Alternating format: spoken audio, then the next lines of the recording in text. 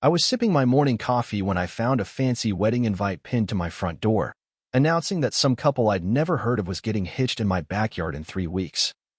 Courtesy of the HOA's latest scam. There, in gold embossed script, was my family's century-old farmhouse listed as the venue, and Margaret Hensley, the HOA's iron-fisted queen. Thought she could pull it off without so much as a nod my way. That moment, with my dog Rusty sniffing the paper and my blood turning to fire. I knew this wasn't just a mix-up, it was a calculated grab for my land, and I was about to make Margaret regret it with a demolition crew that had turned her dream wedding into dust. I'm Nate Harper, 40. A landscape designer who left Denver's hustle to restore my great-aunt Clara's Victorian gym in Elmwood Hollow, a quiet town in rural Wisconsin. 6 months back, I took a break from my firm to honor Clara's legacy, a 5-acre haven of heirloom roses and native wildflowers that once graced magazine covers in the 70s. The house, with its creaky porch and leaky roof, needed love, but its gardens were my heart, a living tribute to Clara's passion as a horticulturist. Elmwood's charm, shady lanes, friendly nods, felt right. With neighbors like old Mr. Amos, a retired carpenter who'd share his tools, or Jenny, a baker who'd trade pies for my dahlias. My land, free of the HOA that ruled the nearby Crestview estates, was my sanctuary, and Rusty, my golden retriever, romped through the clover like he owned it. But Margaret, the HOA's self-crowned ruler, had other plans, and my untamed lot was her prize. It started like a bad joke you don't laugh at. I'd been back a month when Margaret, 52, all sharp blazer and sharper tongue, showed up with a packet of community rules she claimed applied to me. "Your weeds are a blight," she sniffed, eyeing my wildflowers. I tossed her packet in the trash, polite but firm. "My land's private, Margaret. No HOA here." She left. But her eyes said trouble was brewing. That invite proved it. Rebecca Vance and Thomas Reed, strangers, set to wed in my garden, no permission asked. I called the number on the invite. And Rebecca answered, all bubbly until I said, "You're planning a wedding on my property." I didn't approve this. Her tone flipped. "I see. I paid $6,000 to the Elmwood Heritage Trust. It's a historic venue." Cynthia Hensley confirmed it. Historic? My house. I checked the HOA's website and there it was, my garden, dubbed Clara's Bloom, rentable for $5,000 a pop. With recent photos taken without my consent, Margaret's name was all over it, and I saw red, not just for the lie, but for using Clara's name to scam folks. Margaret's play wasn't just greed. It was a power grab, a scheme to control my land by passing it off as a public gym, pocketing fees while setting a precedent to annex my lot into her HOA empire. She'd forged Clara's signature, betting I'd roll over to avoid a fight in a town where her family pulled strings, her sister on the council, her cousin a local judge. I drove to her HOA office, a sterile box in Crestview's heart, and faced her across a polished table, her cronies glaring like I'd crashed their book club. "You're selling my land," I said, tossing the invite down. "Cancel it." Margaret's smile was pure venom. "Your aunt signed it over to our Heritage Trust last year. It's legal." She slid a document my way, Clara's name, scrawled in a shaky hand, dated when she was bedridden, dying. "That's a fake." I snapped. Clara was in hospice, barely conscious. Margaret didn't blink. "It's binding, Nate." 2 board members witnessed it. "Be a team player." Her lackey, Diane Walsh, chimed in. "The trust preserves Elmwood's charm. You get 60% of fees for upkeep." Upkeep? I'd seen $0. I left, promising legal action, but her smirk said she thought she'd won. She was wrong. I wasn't just fighting for me. I was fighting for Clara, for every inch of her legacy. I called my dad's old friend, Tom Carver, a lawyer who'd handled Clara's estate.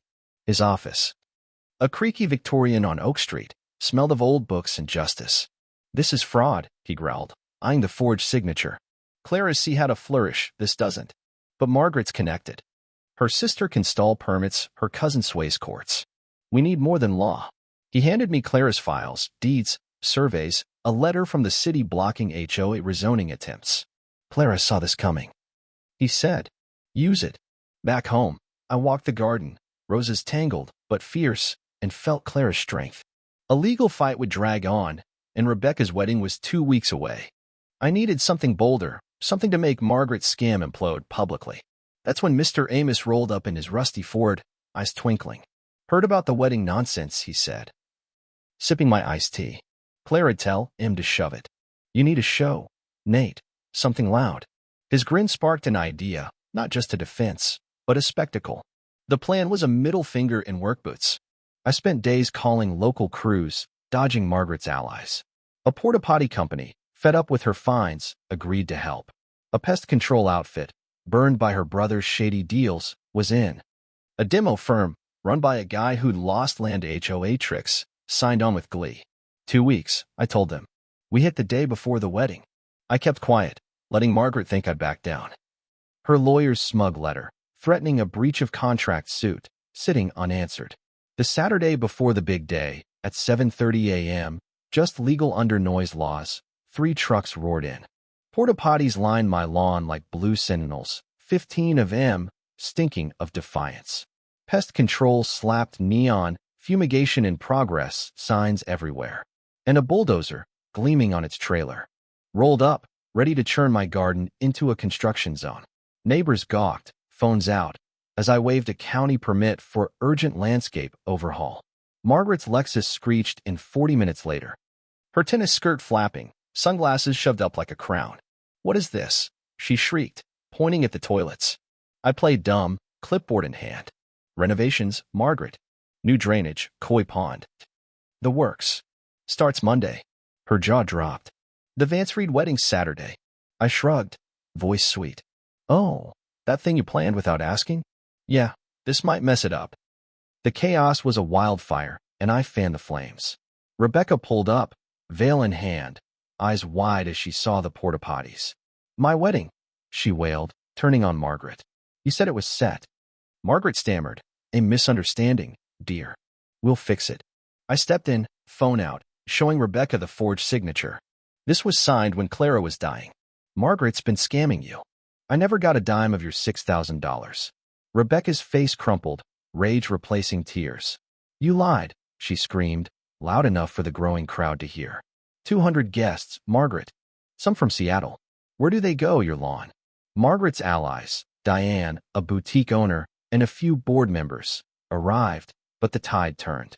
Neighbors whispered, phones filmed, and social media lit up with hashtag HOA hoax. I pulled Thomas, the groom, aside, away from the shouting. I'm not after you, I said. Cynthia's the problem. Willow Springs and has an opening Saturday, gardens, ballroom, discounted because they hate her too. He shook my hand, stunned. You didn't have to do that. I nodded. Clara wouldn't want your day ruined. Mr. Amos, watching from the sidelines, gave me a nod, his grin saying Clara'd be proud. The fallout was a landslide, burying Margaret's empire. By noon, the story was viral: portable toilets, forged signatures, a bulldozer showdown. The HOA board called an emergency meeting, suspending Margaret as residents demanded audits. Fees, $60,000 over 2 years, had funded her pet projects, a clubhouse facelift, a gala for her cronies. She'd pocketed a cut, her admin fund, a black hole. The city, spooked by her sister's council seat, confirmed my land's independence, no heritage status unless I said so. Rebecca and Thomas wed at Willow Springs, their thank you note, and a bottle of Pinot Grigio now on my mantle. Margaret and her sister sold their Crestview home, fleeing to Arizona amid a fraud probe, forgery, misappropriation, 2 years probation, and $80,000 in fines. The Heritage Trust dissolved, replaced by a legit registry, transparent and voluntary. I hosted a garden party months later, roses blooming, neighbors mingling under fairy lights, even ex-board members toasting Clara's legacy. But one night, Rusty growled at a shadow by the gate, and I found a note. You'll pay for this. No signature, just a chill. Is Margaret's ghost gone, or is another fight coming? How many lands are still under siege? Tell me below. Faced an HOA land grab. Share if Rusty's snarl or Margaret's crash hit you. And let's talk guarding our roots. In Elmwood, we don't just grow, we stand.